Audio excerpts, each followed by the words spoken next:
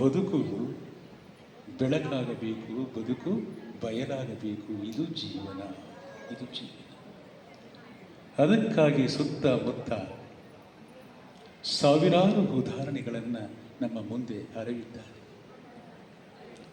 ನಮ್ಮ ಮನೆಯ ಮುಂದೆಯೂ ನಿಮ್ಮೆಲ್ಲರ ಮನೆಯ ಮುಂದೆಯೂ ಒಂದು ಸಂಪಿಗೆಯನ್ನು, ಒಂದು ಮಲ್ಲಿಗೆಯನ್ನು ನೆಡ್ತೇವೆ. ಅದು ಸೊಂಪಾಗಿ ಎತ್ತರವಾಗಿ ಬೆಳೀತದೆ.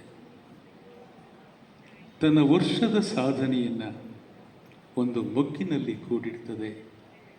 ಆ ಮೊಗ್ಗು ಕಾಲಾಂತರದಲ್ಲಿ ಹರಳಿ ತನ್ನ ಸುಗಂಧವನ್ನು, ತನ್ನ ಪರಿಮಳವನ್ನು ಈ ಜಗತ್ತಿನಲ್ಲಿ ಸೀಮಾತೀತವಾಗಿ ಪೂರ್ಣವಾಗಿ ಹರವಿಬಿಡ್ತದೆ. ತಾನು ನಿಂತ ನೆಲೆಯಲ್ಲೇ ಒಂದು ಸಾಮಾನ್ಯ ಹೂವು ಈ ಜಗತ್ತನ್ನು ಸುಂದರಗೊಳಿಸ್ತದೆ. ನಮ್ಮ ಬದುಕು ಕೂಡ ಹೂವಿನಂತಾಗಬೇಕು. ಇದು ಶರಣ ಸಂಸ್ಕೃತಿ, ಶರಣ ಸಂಸ್ಕೃತಿ. ಈ ನೆಲದಲ್ಲಿ ನಾವು ಹುಟ್ಟಿದ್ದೇವೆ. ಈ ನೆಲದ ಫಲವನ್ನು ತಿಂದು ನಾವು ಬದುಕಿದ್ದೇವೆ. ಈ ನೆಲದ ಜಲವನ್ನು ಕುಡಿದು ಜೀವಿಸಿದ್ದೇವೆ. ಜಲ ಅಂದರೆ ಜೀವನ ಅಂತ. ಈ ನೆಲದ ಗಾಳಿಯನ್ನು ನಮ್ಮ ಎದೆಯೊಳಗೆ ತುಂಬಿಕೊಂಡಿದ್ದೇವೆ. ಯಾಕೆಂದರೆ ಇದು ಪವಿತ್ರ ನೆಲ, ಇದು ಕಲ್ಯಾಣದ ನೆಲ, ಶರಣರು ಓಡಾಡಿದ ಈ ಭೂಮಿಗೆ. ನಮ್ಮ ಬದುಕಿಗೆ ಮೆರುಗು ನೀಡುವಂತಹ ಸಂಸ್ಕೃತಿಯನ್ನು, ಪರಂಪರೆಯನ್ನು ನಾವು ಕಟ್ಟಿಕೊಂಡಿದ್ದೇವೆ. ಇವೆಲ್ಲವೂ ಕೂಡ ಜೀವದಾಯಕ, ಪ್ರಾಣ ಪೋಷಕ ಅಂತ ನಾವು ಪರಿಭಾವಿಸಬೇಕಾಗಿದೆ. ಸಹೃದಯರೇ, ಯಾವುದಾದರೂ ಕಳೆದ ಭೂತಕಾಲದ ಒಂದು ಶತಮಾನವನ್ನು ಸ್ಮರಿಸಿಕೊಂಡು, ನೆನಪಿಸಿಕೊಂಡು ರೋಮಾಂಚನಗೊಳ್ಳುವುದಿದ್ದರೆ, ಆಶ್ಚರ್ಯಚಕಿತವಾಗುವುದಿದ್ದರೆ ನನ್ನ ದೃಷ್ಟಿಯಲ್ಲಿ 12ನೆಯ ಶತಮಾನ. ಯಾಕೆ ಆಶ್ಚರ್ಯ? ಆ ಕಾಲಘಟ್ಟದ ಮನಸ್ಸುಗಳು ಜೀವಂತಿಕೆಯಿಂದ ಕೂಡಿದ್ದವು, ಚೈತನ್ಯದಿಂದ ಕೂಡಿದ್ದವು. ಇವತ್ತು ನಾವು ವಿಜ್ಞಾನ ಯುಗದಲ್ಲಿದ್ದೇವೆ, ತಂತ್ರಜ್ಞಾನ ಯುಗದಲ್ಲಿದ್ದೇವೆ. ಮನಸ್ಸು ಜಡವಾಗಿದೆ. ಭೌತಿಕವಾಗಿ ನಾವು ಮುಂದುವರಿಯುತ್ತಿದ್ದರೂ ಕೂಡ ನಾವು ನೈತಿಕವಾಗಿ ಸೋತಿದ್ದೇವೆ. ಇದರ ಜಾಗೃತಗೊಳಿಸುವ ಪ್ರತೀಕವೇ ಈ 2 ದಿನಗಳ ವಿಚಾರ ಸಂಕಿರಣ ಆಗಬೇಕಾಗಿದೆ ಇಲ್ಲಿ. ಯಾಕೆಂದರೆ ಇವತ್ತಿನ ಮಕ್ಕಳಿದ್ದೀರಿ, ಇವತ್ತಿನ ಆಧುನಿಕ ಮಕ್ಕಳಿಗೆ ತಮ್ಮ ಪರಂಪರೆಯ ಬೇರುಗಳ ಪರಿಚಯ ಇಲ್ಲದಾಗಿದೆ. ಹೌದಲ್ಲ ಹೇಳಿ? ಯಾವಾಗ ಆ ಪರಂಪರೆಯ ಬೇರುಗಳ ಪರಿಚಯ ಇರೋದಿಲ್ವೋ, ಅವು ತಾಯಿಯಿಂದ ಪರಿತ್ಯಕ್ತಗೊಂಡಂಥ ಸ್ಥಿತಿಯಲ್ಲಿರ್ತವ. ಎಷ್ಟು ಕಾರಿದ್ರೇನು, ಎಷ್ಟು ಬಂಗಲೆ ಇದ್ರೇನು, ಎಷ್ಟು ಅಧಿಕಾರ ಇದ್ರೇನು ಹೇಳಿ, ಆ ಪರಂಪರೆಯ ಬೇರುಗಳನ್ನು ಪರಿಚಯಿಸಿಕೊಂಡು ಈ ವಚನ ಸಂಸ್ಕೃತಿಯ ಜಗತ್ತಿನ ಸಂಪತ್ತನ್ನು ಬೆಳಗುವಂತಾದರೆ ಅದು ಸಾರ್ಥಕ ಜೀವನ. ಅದಕ್ಕಾಗಿ ಈ ವಿಚಾರ ಸಂಕಿರಣ. ನಮ್ಮ ಧಾರ್ಮಿಕ ಪರಂಪರೆಯನ್ನು ಅವಲೋಕನ ಮಾಡಿದಾಗ ಭಾರತದ ಧಾರ್ಮಿಕ ಇತಿಹಾಸದಲ್ಲಿ 12ನೆಯ ಶತಮಾನದ ಶರಣರ ಚಿಂತನೆಗಳು, ವಚನಗಳು ಅತ್ಯಂತ ಪವಿತ್ರ, ಪಾವನ. ನಮ್ಮ ನಾಡು ಕಂಡಂಥ ಒಂದು ಮೌಲಿಕ ಕಾಲಘಟ್ಟ ಇದ್ದರೆ ಅದು 12ನೆಯ ಶತಮಾನ. ಧರ್ಮದ ಅರ್ಥವ್ಯಾಪ್ತಿ ಮನುಷ್ಯ ಬದುಕಿನ ಎಲ್ಲ ಸ್ತರಗಳನ್ನು ವ್ಯಾಪಿಸಿ ಎಲ್ಲರಿಗೂ ಅನ್ವಯವಾಗುವ ಒಂದು ವಿನೂತನ ವಿಚಾರಧಾರೆಯನ್ನು ಈ ಜಗತ್ತಿಗೆ ಕೊಟ್ಟದ್ದು, ಕರ್ನಾಟಕಕ್ಕಲ್ಲ ಇಡೀ ಜಗತ್ತಿಗೆ ಕೊಟ್ಟದ್ದು ನಮ್ಮ ವಚನ ತತ್ವ. ಮಾನವ ಶಕ್ತಿಯ ಪೂರ್ಣ ವಿಕಾಸವಾಗುವ ಮಾರ್ಗವನ್ನು ಶರಣರು ಅಪ್ಪ ಬಸವಣ್ಣನವರು ನಮಗೆ ತೋರಿಸಿಕೊಟ್ಟರು. ಆ ನೆಲೆಯಿಂದಲೇ ಗಿರೀಶ್ ಕಾರ್ನಾಡ್ ತಮ್ಮ ತಲೆದಂಡ ನಾಟಕದಲ್ಲಿ ಒಂದು ಮೌಲಿಕ ಮಾತನ್ನು ಹೇಳ್ತಾರೆ. ನೋಯುವ ಹಲ್ಲಿಗೆ ನಾಲಿಗೆ ಮತ್ತೆ ಮತ್ತೆ ಹೊರಡುವಂತೆ ನನ್ನ ಮನಸ್ಸು 12ನೆಯ ಶತಮಾನದ ಕಡೆ ಧಾವಿಸುತ್ತದೆ. ಜೀವಂತಿಕೆಯ ಕಡೆ ಅದು ಹೊರಡುತ್ತದೆ. ಏನು ಮಾತು ಅದು! ನೋಡಬೇಕು ನೀವು. ಅಂತರಂಗದ ಶಕ್ತಿಯನ್ನು ಜಾಗೃತಗೊಳಿಸುವುದರ ಮುಖಾಂತರ ಅದರ ನೆರಳಿನಿಂದ ತೆರೆದುಕೊಳ್ಳುವಂಥ ಒಂದು ಸತ್ಯದ ಸ್ವರೂಪ ಮತ್ತು ನಿಜದ ನೆಲೆಯನ್ನು ಸಮೀಕರಿಸಿದವರು ಸಿದ್ದರಾಮೇಶ್ವರರು. ಅದು ಕಾಯಕ ಯೋಗ ಅಥವಾ ಶಿವಯೋಗಗಳ ಸಮನ್ವಿತ ಶರಣರಿದ್ದರೆ ಅದು ಸಿದ್ದರಾಮೇಶ್ವರರು. ಪ್ರಭುವಿನ ಅರಿವಿನ ಬೆಳಕನ್ನು, ಅರಿವಿನ ಸೊಡರನ್ನು ತನ್ನದಾಗಿಸಿಕೊಂಡಂಥವರು ಸಿದ್ದರಾಮೇಶ್ವರ. ಅಲ್ಲಮ ಸಾಮಾನ್ಯ ಅಲ್ಲ. ಯಾವುದನ್ನು ತಿರಸ್ಕರಿಸ್ತೇನೆ, ಯಾವುದನ್ನು ಪುರಸ್ಕರಿಸ್ತೇನೆ, ನಿಶ್ಚಿಂತನಾಗಿ ನಿರಾಮಯನಾಗಿ ಜಗವ ಸುತ್ತಿದ ಜಂಗಮ ಅಲ್ಲಮ. ಅಲ್ಲಮ ಏನು ನಮ್ಮ ಪಾಶ್ಚಾತ್ಯ ಚಿಂತಕರು ಅಂತ ಹೇಳ್ತೀವಿ, ಪ್ಲೂಟೋ, ಅರಿಸ್ಟಾಟಲ್, ಸಾಕ್ರಟಿಸ್, ಪ್ಲಾಟಿನಸ್, ಬ್ಲೇಕ್, ಇವರ ತಲೆಯ ಮೇಲೆ ಕೈಯಾಡಿಸುವ ಒಂದು ತಾತ್ವಿಕ ಸಾಮರ್ಥ್ಯ ಇದ್ದರೆ ಅದು ನಮ್ಮ ಅಲ್ಲಮನಿಗೆ ಮಾತ್ರ ಸಾಧ್ಯ. ಇದನ್ನು ಅಂಥ ಅಲ್ಲಮರ ದರ್ಶನವನ್ನು ಪಡೆದವರು ಸಿದ್ದರಾಮೇಶ್ವರರು. ಲೌಕಿಕವಾಗಿ ಕೆರೆ, ಕಟ್ಟೆ, ಗುಡಿಗುಡಾರಗಳನ್ನು ನಿರ್ಮಿಸಿದರೂ ಕೂಡ ಇದು ಯಾರೊಬ್ಬರೂ ಮಾಡಬಹುದು. ಆದರೆ ತನ್ನೊಳಗಿನ ಕೆರೆಯನ್ನು, ತನ್ನೊಳಗಿನ ಕಟ್ಟಡವನ್ನು ತೋರಿಸಿಕೊಟ್ಟಂಥ ಜಂಗಮ ಅಲ್ಲಮ. ತನುವೆಂಬ ಏರಿಗೆ ಮನವೆಂಬ ಕಟ್ಟೆಯ ಕಟ್ಟಿ, ಆಚಾರವೆಂಬ ಸೋಪಾನ, ಪರಮಾನಂದದ ಜಲವ ತುಂಬಿ ಕೆರೆಯ ಕಟ್ಟಬಲ್ಲವರಾರನ್ನೂ ಕಾಣೆ. ನಾ ಕಟ್ಟಿದ ಕೆರೆ ಸ್ಥಿರವಾಯಿತು ನೋಡಬಹುದು ಈಶ್ವರ. ಹೌದಲ್ಲ ಹೇಳಿ? ಹೊರಗಿನ ಭೂಮಿಯನ್ನು ವ್ಯವಸಾಯ ಮಾಡಬಹುದು. ಭೂಮಿ ಇದ್ದವರು, ದುಡ್ಡಿದ್ದವರು ಕೆರೆಯನ್ನು ಕಟ್ಟಬಲ್ಲರು. ಆದರೆ ಆಂತರಿಕವಾದ ಬೇಸಾಯ ಇದೆಯಲ್ಲ, ಅದು ಬಹಳಷ್ಟು ಮುಖ್ಯ. ಹಾಗಾಗಿ ಕರ್ಮಯೋಗದಿಂದ ಶಿವಯೋಗದಿಂದ ಕರ್ಮಯೋಗದ ಒಂದು ಒಳವು ಇದೆಯಲ್ಲ, ಆ ಬೆಳಕು ಇದೆಯಲ್ಲ, ಸಿದ್ದರಾಮೇಶ್ವರರು. ರಷ್ಯಾದ ಮಹಾನ್ ಮಾನವತಾವಾದಿ ರಜೂಲ್ ಗೋಮ್ಚೆತ್ತು 2 ಸಾಲಿನ ಕವಿತೆಯನ್ನು ಬರೀತಾನೆ. ನಾನು ಕಣ್ಣಿಲ್ಲದವರಿಗೆ ಕಣ್ಣಾದೆ, ಎಳವರಿಗೆ ಕಾಲಾದೆ. ಇಷ್ಟೇ, 2 ಸಾಲು. ರಷ್ಯಾದ ಕಾವ್ಯ ಪ್ರಪಂಚದಲ್ಲಿ ಅಲೆಯನ್ನು ಎಬ್ಬಿಸಿದ ಕಾವ್ಯ ಇದು. ನಾನು ಕಣ್ಣಿಲ್ಲದವರಿಗೆ ಕಣ್ಣಾಗಿದ್ದೇನೆ, ನಾನು ಎಳವರಿಗೆ ಕಾಲಾಗಿದ್ದೇನೆ. ಏನಿದರ ಅರ್ಥ? 12ನೇ ಶತಮಾನದ ಕಾಯಕ ಯೋಗಿ ಸಿದ್ದರಾಮೇಶ್ವರರು ಅಪ್ಪ ಬಸವಣ್ಣನವರ ಕುರಿತು 12ನೇ ಶತಮಾನದಲ್ಲಿ ಹೇಳ್ತಾರೆ, ಕಣ್ಣಿಲ್ಲದವರಿಗೆ ಕಣ್ಣು ಕೊಟ್ಟೆ ಬಸವ ನೀನು, ಕಾಲಿಲ್ಲದವರಿಗೆ ಕಾಲು ಕೊಟ್ಟೆ ಬಸವ ನೀನು, ಎನ್ನ ಕಣ್ಣು ಕಾಲು ನೀನೆ ಅಯ್ಯ ಕಪಿಲ ಸಿದ್ಧ ಮಲ್ಲಿಕಾರ್ಜುನ. ಅಂದರೆ ಬಸವಣ್ಣನವರ ಯುಗದಲ್ಲಿ ಶರಣ ಸಂಕುಲದಲ್ಲಿ, ಇದು ಸಂಕುಲ ಅಂತೀನಿ, ಜಾತಿ ಮತ ಕುಲ ಭೇದಗಳ ಮೀರಿದ ನಿಲುವು ಶರಣರದು. ಶರಣ ಸಮಾಜದಲ್ಲಿ ಕುರುಡರು ಅಂಧತ್ವದಿಂದ ಬಳಲಲಿಲ್ಲ, ನನಗೆ ದೃಷ್ಟಿ ಹೋಯಿತು ಅಂತೇಳಿ. ಯಾಕೆಂದರೆ ಇಡೀ ಶರಣ ಸಂಕುಲ ಅವರಿಗೆ ಕಣ್ಣಾಗಿತ್ತು. ಹೆಳವರು ನನಗೆ ಕುಂಟಾದೆ, ಕಾಲಿಲ್ಲ ಅಂತ ನೊಂದುಕೊಳ್ಳಿಲ್ಲ. ಇಡೀ ಶರಣ ಸಂಕುಲ ಅವರಿಗೆ ಕಾಲಾಗಿತ್ತು. ಎನ್ನ ಕಣ್ಣು ಕಾಲು ನೀನೆ ಅಯ್ಯ. ಪೂಜ್ಯರು ಹೇಳಿದ್ರಲ್ಲ ನೆನ್ನೆ, ಬಸವಲಿಂಗ ಪಟ್ಟದೇವರವರು, ಬಸವಣ್ಣನವರ ಹೃದಯದಲ್ಲಿ ಸಿದ್ದರಾಮೇಶ್ವರರು ಅಂತರ್ಗತ, ಸಿದ್ದರಾಮೇಶ್ವರರ ಹೃದಯದಲ್ಲಿ ಬಸವಣ್ಣನವರು ಅಂತರ್ಗತ. ಒಂದನ್ನೊಂದು ಒಳಗೊಳ್ಳುವ ಮಹಾಬೆಳಗು ಸಿದ್ದರಾಮೇಶ್ವರರು, ಬಸವಣ್ಣ. ಕಣ್ಣಿಲ್ಲದವರು ಬಳಲಲಿಲ್ಲ, ಶರಣ ಸಂಕುಲ ಅವರಿಗೆ ಕಣ್ಣಾಗಿತ್ತು.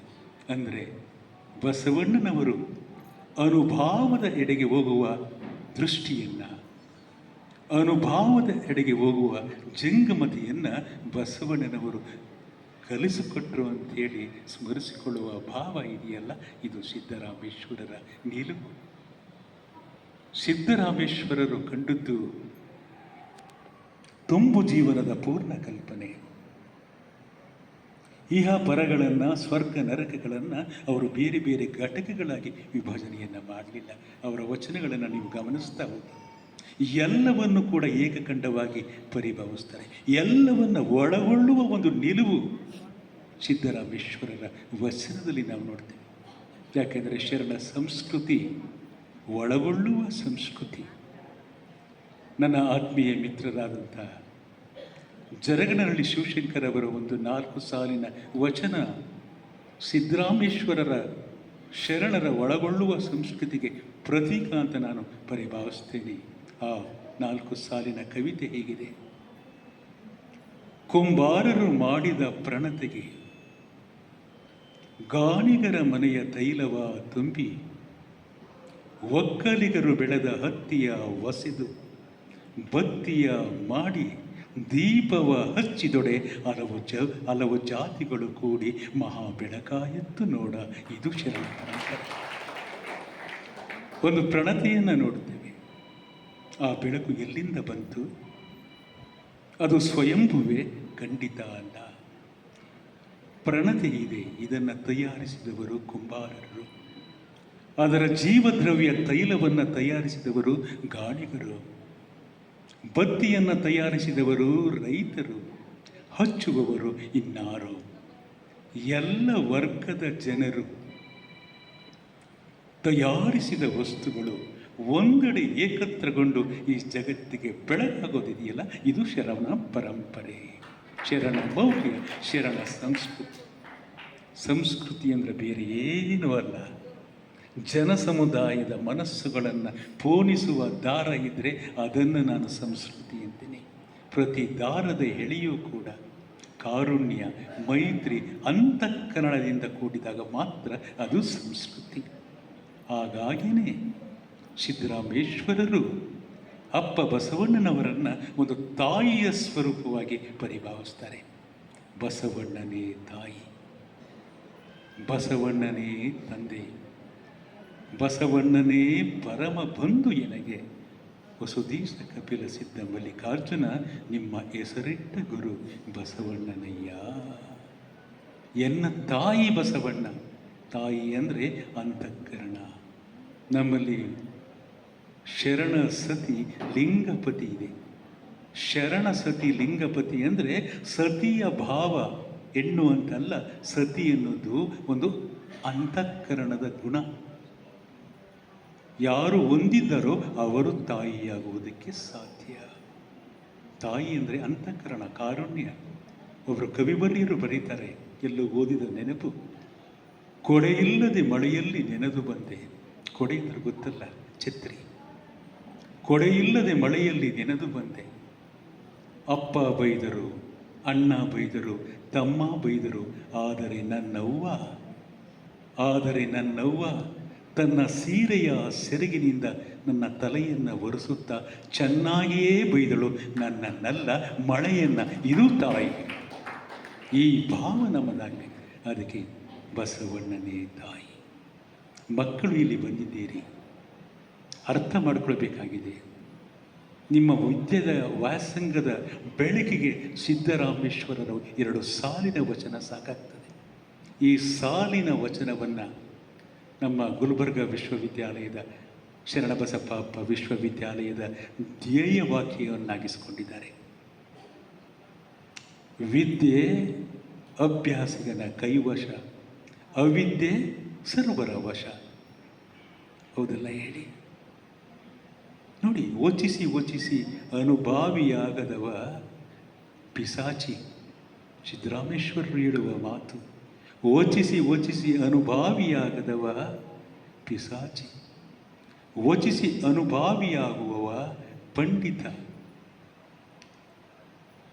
ವಿದ್ಯೆ ಎಂಬುದು ಅಭ್ಯಾಸಿಗನ ಕೈವಶ, ಅವಿದ್ಯೆ ಎಂಬುದು ಸರ್ವರ ವಶ.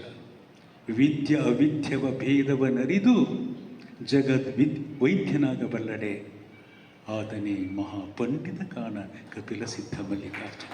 ಸಾಕಲ್ಲ ಈ ಒಂದು ವಚನ? ಯಾಕಾಗಿ ಓದಬೇಕು ಹೇಳಿ?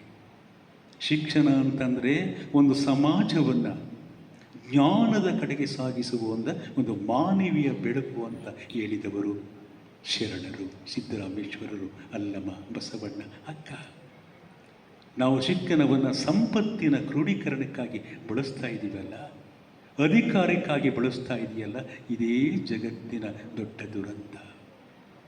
ರಾಜರ ಆಳ್ವಿಕೆ ಇತ್ತು, ಹೌದಲ್ಲ ಹೇಳಿ? ಮಂತ್ರಿ ಇದ್ದರು. ಇವತ್ತು ಪ್ರಜಾಪ್ರಭುತ್ವ ಇದೆ. ಪ್ರಜಾಪ್ರಭುತ್ವದಲ್ಲಿ ಪ್ರಜೆಗಳೇ ಪ್ರಭುಗಳು. 101 ಮಂತ್ರಿಗಳಿದ್ದಾರೆ. ಇರಲಿ, ಪ್ರಜಾಪ್ರಭುತ್ವದ ಇಲ್ಲದೆ ರಾಜರ ಆಳ್ವಿಕೆಯಲ್ಲಿದ್ದ ಅಪ್ಪ ಬಸವಣ್ಣನವರು ಒಬ್ಬರೇ ಮಂತ್ರಿ. ಆದರೆ ಜಗತ್ತಿನ ಇತಿಹಾಸದಲ್ಲಿ, ಜಗತ್ತಿನ ಚಾರಿತ್ರಿಕ ಹಿನ್ನೆಲೆಯಲ್ಲಿ ಅಧಿಕಾರವನ್ನು ಅಂತಃಕರಣವನ್ನಾಗಿಸಿಕೊಂಡಂಥ ಮಹಾನುಭಾವರು ಇದ್ದರೆ ಅಪ್ಪ ಬಸವಣ್ಣ, ಹೌದಲ್ಲ? ಅಕ್ಷರವನ್ನು ಅಂತಃಕರಣವಾಗಿಸಿಕೊಂಡಂಥವರು ಬಸವಣ್ಣ. ನೋಡಬೇಕು ನೀವು, ಇವತ್ತು ಬೇಕಾಗಿರುವುದು ನಮಗೆ ಅಂತಃಕರಣ, ಒಳಗೊಳ್ಳುವ ಸ್ವಭಾವ. ಇದಕ್ಕೆ ನಾವು ಶರಣ ಸಂಸ್ಕೃತಿಗೆ ನಾವು ದಾಸರಾಗಬೇಕಾಗಿದೆ. ಸಹೃದಯರೇ, ನಾವು ಮನುಷ್ಯರಾಗಿ ಹುಟ್ಟಿಲ್ಲ, ಮನುಷ್ಯರಾಗಲು ಹುಟ್ಟಿದ್ದೇವೆ. ಅದಕ್ಕಾಗಿ ವಚನ ಸಂಸ್ಕೃತಿ ನನಗೆ ನೆನಪಾಯ ಆಗಬೇಕಾಗಿದೆ. ಯಾವ ರಾಜ್ಯದಲ್ಲಿ, ಯಾವ ದೇಶದಲ್ಲಿ ಅಂತಃಕರಣ ಇಲ್ಲವೋ, ಒಳಗೊಳ್ಳುವ ಸ್ವಭಾವ ಇಲ್ಲವೋ, ಕಾಯಕ ಇಲ್ಲವೋ, ಅಲ್ಲಿ ಮನುಷ್ಯ ರೂಪದ ರಾಕ್ಷಸರುಗಳು ನಡೆದಾಡುತ್ತವೆ, ಹೌದಲ್ಲ? ರೂಪ ಮನುಷ್ಯರಿರ್ಬೋದು, ಕಾಯಕ ಇಲ್ಲ ಅಂದರೆ. ಕಾಯಕ ಮತ್ತು ಜ್ಞಾನ, ಏಕೆಂದರೆ ಕಾಯಕದಿಂದ ಜ್ಞಾನವೇ ಅದು ನಿಜವಾದ ಜ್ಞಾನ. ಅಂತಾರಾಷ್ಟ್ರೀಯ ಅನೇಕ, ನೀವು ನೋಡ್ತಾ ಬನ್ನಿ, ಯುನೈಟೆಡ್ ಸ್ಟೇಟ್ಸ್ ಆಗ್ಬೋದು, ಆಸ್ಟ್ರಿಯಾ, ಬಲ್ಗೇರಿಯಾ, ಸ್ಲೋವ್ಯಾಕಿಯಾ, ಟರ್ಕಿ, ಉಕ್ರೇನ್ಸ್ನ ಜ್ಞಾನಪೀಠ ಪ್ರಶಸ್ತಿಗಳೆಲ್ಲ ನಿಮಗೆ ನೊಬೆಲ್ ಅವಾರ್ಡ್ಗಳು ಬಂದದ್ದು ಕಾಯಕ ಜೀವಿಗಳಿಂದ. ಕಮ್ಮಾರಿಕೆ ಮಾಡ್ತಾಯಿದ್ರು, ಬೇಸಾಯ ಮಾಡ್ತಾಯಿದ್ರು, ಪೇಂಟರ್ ಮಾಡ್ತಾಯಿದ್ರು. ಅವರು ಇವತ್ತು ನೊಬೆಲ್ ಪಾರಿತೋಷಿಕವನ್ನು ಪಡ್ಕೊಂಡಿದ್ದಾರೆ. ಕಾಯಕ ಮತ್ತು ಜ್ಞಾನ ಒಂದು ಪಕ್ಷಿಗೆ ರೆಕ್ಕೆಗಳಿದ್ದಂತೆ. ಕಾಯಕ ಬೇಕು, ಜ್ಞಾನ ಬೇಕು. ಇದನ್ನೇ ಅಕ್ಕ ಒಂದು ಕಡೆ ಹೇಳ್ತಾರೆ, ಬಾನುವಿನಂತಿಪ್ಪುದು ಜ್ಞಾನ, ಕಿರಣಗಳಂತಿಪ್ಪುದು ಭಕ್ತಿ. ಎಷ್ಟು ಚೆನ್ನಾಗಿದೆ ವಚನ. ಏನು ಅವರ ಭಾಷೆಯ ಪ್ರಭುತ್ವ! ನನಗನ್ನಿಸ್ತದೆ ಅವರು ಸಾಧಿಸಿದ ಕನ್ನಡದ ಸಾಧ್ಯತೆಯನ್ನು ನಮಗೆ ಇವತ್ತಿಗೂ ಕೂಡ ಸಾಧಿಸಲು ಸಾಧ್ಯ ಇಲ್ಲ. ಜ್ಞಾನ ಹೇಗಿದೆ, ಭಕ್ತಿ ಹೇಗಿದೆ. ಬಾನುವಿನೊಳಿದು ಕಿರಣಗಳಿಲ್ಲ, ಕಿರಣಗಳೊಳಿದು ಬಾನುವಿನಿಲ್ಲ. ಜ್ಞಾನವಿಲ್ಲದ ಭಕ್ತಿ, ಭಕ್ತಿ ಇಲ್ಲದ ಜ್ಞಾನ ಎಂತೆಪ್ಪುದಯ್ಯ ಚನ್ನಮಲ್ಲಿಕಾರ್ಜುನ. ಅದ್ಭುತ. ಸೋಮನಾಥ್ ಯಾಳವಾಡವರು ತುಂಬ ಮಾರ್ಮಿಕವಾಗಿ ಅಧ್ಯಕ್ಷೀಯ ನುಡಿಯಲ್ಲಿ ಹೇಳಿದರು, ಗುರುವಿಗೂ ಬಸವಣ್ಣನೇ ಬೇಕು, ಲಿಂಗಕ್ಕೂ ಬಸವಣ್ಣನೇ ಬೇಕು, ಜಂಗಮಕ್ಕೂ ಬಸವಣ್ಣನೇ ಬೇಕು. ಗುರು ಅಂದರೆ ಜ್ಞಾನ, ಲಿಂಗ ಎಂದರೆ ತತ್ವ, ಜಂಗಮ ಎಂದರೆ ಸಮಾಜ. ಗುರುವಿಗೂ ಜ್ಞಾನಕ್ಕೂ ಬಸವಣ್ಣ, ತತ್ವಕ್ಕೂ ಬಸವಣ್ಣ, ಸಮಾಜಕ್ಕೂ ಬಸವಣ್ಣ, ಮೂರಕ್ಕಿಯೂ ಬಸವಣ್ಣ. ಇದು ಸಿದ್ದರಾಮೇಶ್ವರ, ಹೌದಲ್ಲ? ಎಂಥ ಮಾತು! ಓದುವುದು ಸದ್ಗುಣಕ್ಕಲ್ಲದೆ ಕಿವಿಯನ್ನೂದುವುದಕ್ಕೇನಯ್ಯ. ಕಾಲೇಜು ನಾವು ಬಂದಿದ್ದೇವೆ ಏನನ್ನು ಪಡೆಯುವುದಕ್ಕೋಸ್ಕರ? ಪದವಿಗಳನ್ನಲ್ಲ, ಸದ್ಗುಣವನ್ನು ಪಡೆಯುವುದಕ್ಕೋಸ್ಕರ. ಓದುವುದು ಸದ್ಗುಣಕ್ಕಲ್ಲದೆ ಕಿವಿಯನ್ನೂದುವುದಕ್ಕೇನಯ್ಯ. ಮಾಡುವ ಭಕ್ತಿ ಮೋಕ್ಷಕ್ಕಲ್ಲದೆ ಡಂಬಾಚಾರಕ್ಕೇನಯ್ಯ. ಆಡುವ ಆಟ ದ್ರವ್ಯಕ್ಕಲ್ಲದೆ ಜನರ ಆಡಂಬರಕ್ಕೆ ಏನಯ್ಯ. ಕಪಿಲ ಸಿದ್ಧ ಮಲ್ಲಿಕಾರ್ಜುನ. ಸದ್ಗುಣದ ಬೆಳೆಯನ್ನು ಬಿತ್ತಲು ಶಿಕ್ಷಣದ ಸಂಸ್ಥೆಗಳು ಬರಬೇಕಾಗಿದೆ. ಈ ಮಾತನ್ನು ಬಸವಣ್ಣನವರು ಕೂಡ ಒಂದು ವಚನದಲ್ಲಿ ಬರುತ್ತದೆ. ಆರಿಯನ್ನೇರಿಸಿಕೊಂಡು ಹೋದಿರಿ ನೀವು, ಅಧಿಕಾರದ ಸಂಕೇತ ಮದ ಅಹಂಕಾರ. ಕುದುರೆಯನ್ನೇರಿಕೊಂಡು ಹೋದಿರಿ ನೀವು, ನನ್ನ ಬಿಟ್ಟಿಲ್ಲ ಶಕ್ತಿ. ನಿಜದ ನಿಲುವನ್ನು ಅರಿಯದೆ ಓದಿರಲ್ಲ. ಸದ್ಗುಣವೆಂಬ ಬೆಳೆಯ ಬಿತ್ತಲೆ ಓದಿರಲ್ಲ. ಅಹಂಕಾರವೆಂಬ ಮದಗಜವನ್ನೇರಿಕೊಂಡು ವಿಧಿಗೆ ಲಯವಾಗಿ ಓದಿರಲ್ಲ. ಕೂಡಲ ಸಂಗಮ ದೇವ. ಏನು ಭಾವದ ವಚನ! ಅಹಂಕಾರ ಅಲಂಕಾರವಾಗಬಾರದು. ಇದು ಶರಣರ ತತ್ವ. ನಿರಹಂಕಾರ ಅಲಂಕಾರವಾಗಬೇಕು. ಹೌದಲ್ಲ ಹೇಳಿ? ಒಬ್ಬ ಮಹಾಜ್ಞಾನಿ ಪಂಡಿತ ಸ್ವಲ್ಪ ಅಹಂಕಾರ ಇರ್ತದೆ, ನನಗೆ ಸಾವು ಬರಲ್ಲ ಅಂತ. ಒಬ್ಬ ಕಾಲಜ್ಞಾನಿ ಹೇಳ್ತಾರೆ, ಇದೊಂದು ರೂಪಕ ಅಷ್ಟೇ. ಪೊಯೆಟ್ರಿ ಸ್ಪೀಕ್ಸ್ ಇನ್ ಮೆಟಾಫರ್ ಅಂತ ಹೇಳ್ತಾರೆ. ಪ್ರತಿಮೆಗಳಲ್ಲಿ, ರೂಪಕಗಳಲ್ಲಿ ಕಾವ್ಯವನ್ನು ಕಟ್ಟಿಕೊಡುವಂಥದ್ದು ನಮ್ಮ ಶರಣ ಪರಂಪರೆಯಲ್ಲಿ ಬರ್ತದೆ. ಎಂಥ ರೂಪಕಗಳು! ಹಾಗೆ ಹೇಳ್ತಾನೆ, ಅಪ್ಪ ನಾಳೆ ಸರಿಯಾದ 11 ಗಂಟೆಗೆ ಯಮ ನಿನ್ನನ್ನು ಕರ್ಕೊಂಡು. ಸಾಧ್ಯ ಇಲ್ಲ ಅಂತಾನೆ.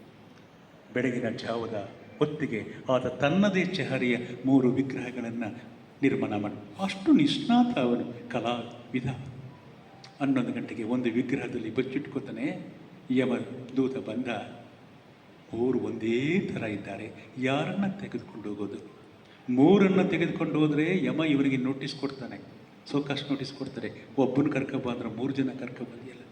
ಹೋಗಿ ಹೇಳ್ತಾನೆ, ಮಹಾನ್ ಭಾವ, ಒಬ್ಬರು ಒಂದೇ 3 ಥರ ಇದ್ದಾರಲ್ಲ, ಯಾರನ್ನ ಕರೆತರಲಿ ಅಂದಾಗ ಯಮ ನಗ್ತಾನೆ, ಮನುಷ್ಯನಿಗೆ ಒಂದು ದೌರ್ಬಲ್ಯವನ್ನು ಕೊಟ್ಟಿದ್ದೇನೆ, ಅಗ್ಗರಡಿ ಮಾಡ್ಕೊಪ್ಪ ಪಾಶ.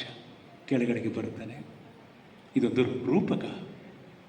ಯಾಕೆಂದರೆ ನಮ್ಮ ಶರಣರು ಆ ಕಾಲಘಟ್ಟದ ಜನರು ಪುರಾತನವಾದ ಪುರಾಣದ ಕಥೆಗಳನ್ನು ನಂಬ್ತಾ ಇದ್ರು. ಅದನ್ನು ಹೇಳಿ ಏನು ಹೇಳಬೇಕಾಗಿದೆಯೋ ಅಂತನ್ನ ಹೇಳ್ತಾ ಇದ್ರು. ಆ ಕಥೆಗಳಿಗೆ ಇದನ್ನು ಚೈತನ್ಯ ಶುಲ್ಕ ಅಂತ ಕರೀತಾರೆ. ಹೊಸ ಪದ ಕೊಡೋದನ್ನು ಕೊಟ್ಟು ನಾವು ಏನು ಹೇಳಬೇಕು ಅದನ್ನು ನೀವು ಓದಿ, ನೀವು ನಂಬಬೇಕಾಗಿಲ್ಲ. ಕೊನೆಗೆ ಏನು ಹೇಳ್ತಾರೆ ಅನ್ನೋದ್ರ ಅಷ್ಟೇ ನೀವು ನಿಮ್ಮ ಮನಸ್ಸನ್ನು ಕೇಂದ್ರೀಕರಿಸಿ. ಯಮ ನೋಡ್ತಾನೆ, ಆಹಾ ಎಂಥ ಸುಂದರ ವಿಗ್ರಹಗಳು, ಎಂಥ ಸುಂದರ ವಿಗ್ರಹಗಳು. ಮೋಸ್ಟ್ಲಿ ದೇವಲೋಕದ ಮಹಾನುಭಾವ ಇವನು. ಮಯನೇ ಮಯ ಇಂದ್ರಲೋಕವನ್ನು, ಇಂದ್ರಪ್ರಸ್ಥವನ್ನು ನಿರ್ಮಿಸಿದಂಥವನು ಅವನೇ ಇರ್ಬೋದೇನೋ ಅಂದಾಗ ನಾನು ಅಂತಾನೆ, ಎಳ್ಕೊಳ್ಳಿ ಇವನೇ ಬೇಕಾಗಿರೋದು ಅಂತ. ಈ ನಾನು ಹೋಗದೆ ಯಾವುದೂ ಕೂಡ ಅಹಂಕಾರವ ಕಳ್ಕೊಳ್ಳದೇ ಅಹಂಕಾರಕ್ಕೆ ಸತ್ಯವನ್ನು ಅರಗಿಸಿಕೊಳ್ಳುವ ಸಾಮರ್ಥ್ಯ ಇಲ್ಲ. ಶರಣರು ನಮಗೆ ಕೊಟ್ಟದ್ದು, ಅಪ್ಪ ನಮಗೆ ಕೊಟ್ಟದ್ದು, ಬಾಗಿದ ತಲೆ ಮುಗಿದ ಕೈಯಾಗಿರಿಸು ಕೂಡಲ ಸಂಗಮ ದೇವ. ಇದು ಶರಣ ಸಾಕ್ಷಿ. ಸದ್ಗುಣವ ಬೆಳೆಯನ್ನು ನಾವು ಬಿತ್ತಬೇಕಾಗಿದೆ. ಅದಕ್ಕಾಗಿ ವಿದ್ಯೆ ನಮ್ಮನ್ನು ಸೇರಿಸಬೇಕಾಗಿದೆ. ಆದರೆ ಬೇರ್ಪಡಿಸೋದು ವಿದ್ಯೆ ಅಲ್ಲ. ಶರಣ ಸಂಕುಲ ಒಳಗೊಳ್ತು. ಅಪ್ಪ ಒಂದು ಗುಟುಕು ನೀರನ್ನು ಕಲ್ಯಾಣದ ಮಂತ್ರಿಯ ಕುಡಿತಾ ಇರಲಿಲ್ಲ. ಮಹಾಮನೆಯ ಎಲ್ಲರೊಂದಿಗೆ ಊಟವನ್ನು ಮಾಡ್ತಾ ಇದ್ದ. ವಚನ ಹೀಗಿದೆ, ವ್ಯಾಖ್ಯಾನಿಸುವ ಅಗತ್ಯ ಇಲ್ಲ. ಅರಗಣ ಪಂಕ್ತಿಯ ನಡುವೆ ಕುಳ್ಳಿರ್ದು, ಅರಗಣ ಅಂದರೆ ಶರಣರು. ಅರಗಣ ಪಂಕ್ತಿಯ ನಡುವೆ ಕುಳ್ಳಿರ್ದು ಒಡೆತನವೆಂಬ ನಾಯ ತೇಜವ ಒತ್ತುಕೊಂಡು, ಮಂತ್ರಿ ಪದವಿಯನ್ನು ನಾಯಿಯ ತೇಜಕ್ಕೆ ಹೋಲಿಸ್ತಾರೆ. ನಾವು ಅದಕ್ಕಾಗಿ ಕಚ್ಚಾಡ್ತಾ ಇದ್ದೀವಿ. ದಿನನಿತ್ಯ ಟಿ ವಿಯಲ್ಲಿ ನೋಡಿ, ನೀವು ಪದವಿಗಾಗಿ ಕಚ್ಚಾಡ್ತಾ ಇದ್ದೀವಿ.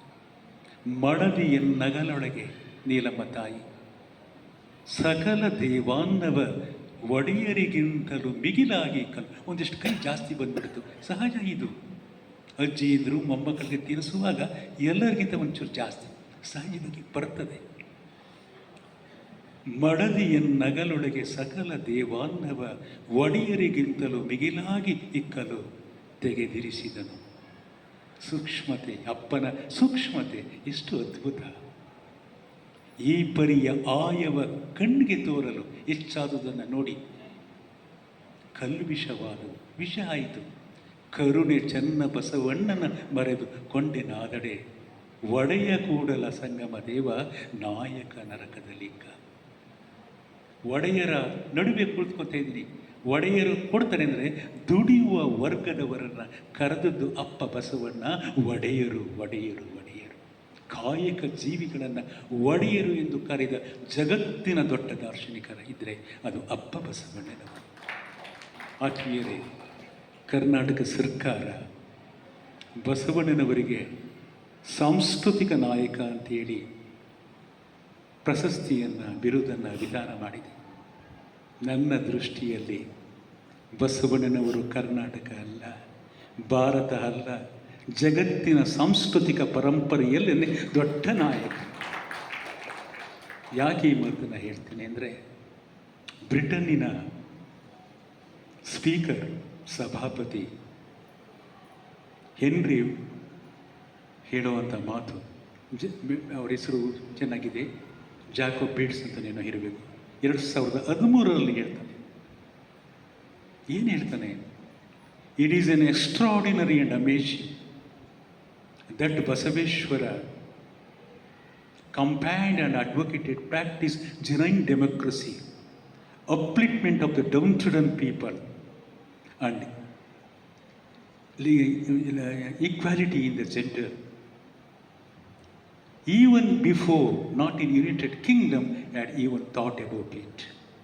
ಬಸವಣ್ಣನವರು ಮಾನವ ಹಕ್ಕುಗಳನ್ನು, ಅತ್ಯಂತ ತಳ ಸಮುದಾಯದ ಜನರನ್ನು ಮೇಲೆತ್ತುವ ನೆಲೆಯಲ್ಲಿ ಲಿಂಗ ಸಮಾನತೆಯನ್ನು ಅವರು ಕುರಿತು ಮಾತಾಡಲಿಲ್ಲ, ಬದುಕಿ ತೋರಿಸಿದರು. ಇಂಥ ಕಾಲಘಟ್ಟದಲ್ಲಿ ಐರೋಪ್ಯ ರಾಷ್ಟ್ರಗಳು ಕತ್ತಲೆಯಲ್ಲಿದ್ದವು.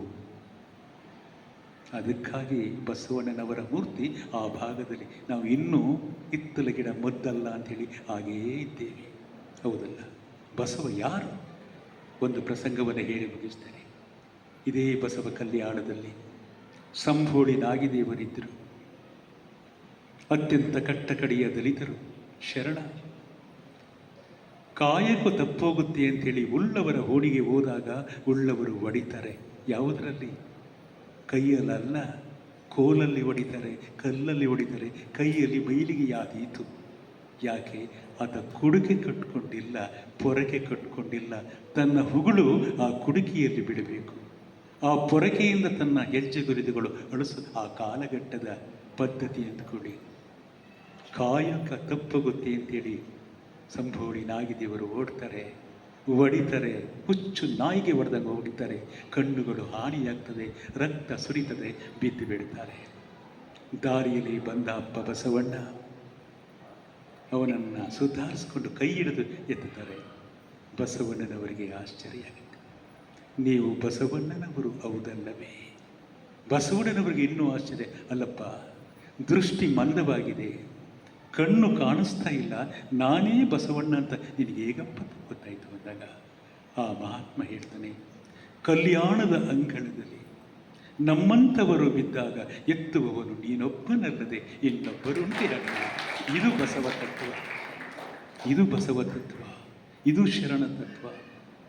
ನಾನು ಸಿ ಪಿ ಬ್ರೌನ್ ಅವರ ಕೃತಿಯನ್ನು ಅಧ್ಯಯನ ಮಾಡಿದಾಗ, ಮಹಾಚಿಂತಕ ಅವನು, ಪ್ರಭುದೇವರ ಪ್ರಭುಲಿಂಗ ಲೀಲೆಯನ್ನು ಕನ್ನಡ ಇಂಗ್ಲೀಷ್ಗೆ ಭಾಷಾಂತರ ಮಾಡಿದೆ. 5 ಭಾಷೆಗೆ ಅದು ಭಾಷಾಂತರವಾಗಿದೆ. ತೆಲುಗಿನಲ್ಲಿ ಬಸವಕವಿ ಪಿಡುಮರ್ತಿಯ ಸೋಮನಾಥ, ತಮಿಳಿಗೆ ಕೇಶವ ಸ್ವಾಮೀಜಿ, ಮರಾಠಿಗೆ ಬ್ರಹ್ಮ ದಾಸ್ ಅಂತ ಹೇಳಿ ವಿಶ್ವ ಲೀಲಾಂಬರ ಅನ್ನುವ ಕೃತಿಯನ್ನು ಮಾಡಿದ್ದಾರೆ. ಇಂಗ್ಲೀಷ್ಗೆ ಸಿ ಪಿ ಬ್ರೌನ್. ಒಂದು ನಮ್ಮ ಶರಣ ಪರಂಪರೆಯ ನಡುಗನ್ನಡದ ಸಾಹಿತ್ಯ ಯಾವುದೇ ವಿದ್ಯುನ್ಮಾನದ ಯಂತ್ರಗಳಿಲ್ಲದ ಕಾಲಘಟ್ಟದಲ್ಲಿ 5 ಭಾಷೆಗೆ ತರ್ಜುಮೆಯಾಗಿದೆ ಅಂದರೆ ಶರಣ ಸಾಹಿತ್ಯದ ತತ್ವ ಸತ್ವ ಎಷ್ಟು ಇರುವುದನ್ನು ನಾವು ಅರ್ಥ ಮಾಡ್ಕೋಬೇಕಾಗಿದೆ. ಇದು ನಮ್ಮ ಮಕ್ಕಳ ಕೈಯಲ್ಲಿ ಬರಬೇಕಾಗಿದೆ. ಅವನನ್ನು ಸುಧಾರಿಸಿಕೊಂಡು ಅರಿವಿನ ಮನೆಗೆ ಹೋಗ್ತಾರೆ. ನೀಲಮ್ಮ ತಾಯಿಯನ್ನು ಕೂಗಿರ್ತಾರೆ. ನೀಲ, ಯಾರನ್ನ ಕರ್ಕೊ ಬಂದಿದೆಯೇ ನೋಡಮ್ಮ ಅಂದಾಗ ಆ ತಾಯಿ ಈ ಅಸ್ಪೃಶ್ಯನನ್ನು ಯಾಕೆ ಕರ್ತಂತ್ರಿ ಅನ್ನಿಲ್ಲ, ಈ ದಲಿತನನ್ನು ಯಾಕೆ ಕರ್ತಂತ್ರಿ ಅನ್ನಿಲ್ಲ, ಈ ಕೋಡಲ ಸಂಗಮ ದೇವರು ನಿಮಗೆಲ್ಲಿ ಸಿಕ್ಕರು. ಜಗಜ್ಯೋತಿಗಳ ಕಣ್ಣಿಗೆ ಕಟ್ಟ ಕಡೆಯ ಜನ ದೇವರಾಗಿ ನೋಡುವ ಜಗತ್ತಿನ ಶ್ರೇಷ್ಠ ಧರ್ಮ, ಜಗತ್ತಿನ ಶ್ರೇಷ್ಠ ಧರ್ಮ ಇದ್ದರೆ ಲಿಂಗಾಯತ ಧರ್ಮ, ಬಸವ ಧರ್ಮ, ಶರಣ ಧರ್ಮ.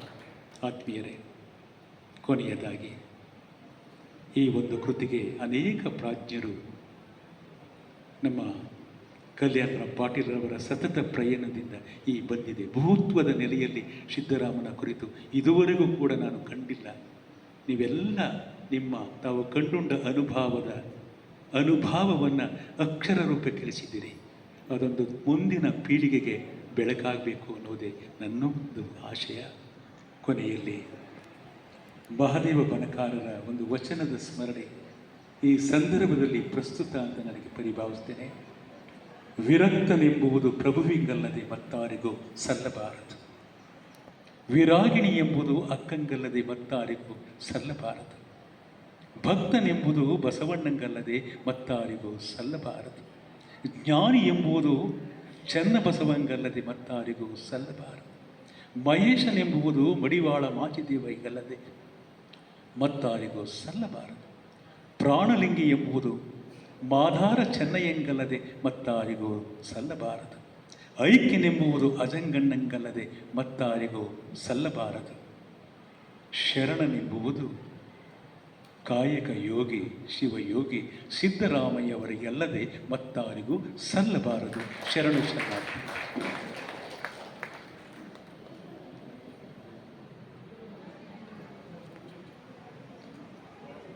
ಅತ್ಯಂತ ಮನಮುಟ್ಟುವ ಹಾಗೆ ಸಿದ್ದರಾಮ ಶಿವಯೋಗಿಯ ಚಿಂತನೆಗಳನ್ನು ಸಮಾರೋಪದ ನುಡಿಗಳನ್ನಾಡಿರುವ ಶ್ರೀ ಶಂಕರ್ ದೇವನೂರವರಿಗೆ ಭಕ್ತಿಪೂರ್ವಕ ಶರಣಾರ್ಥಿಗಳು.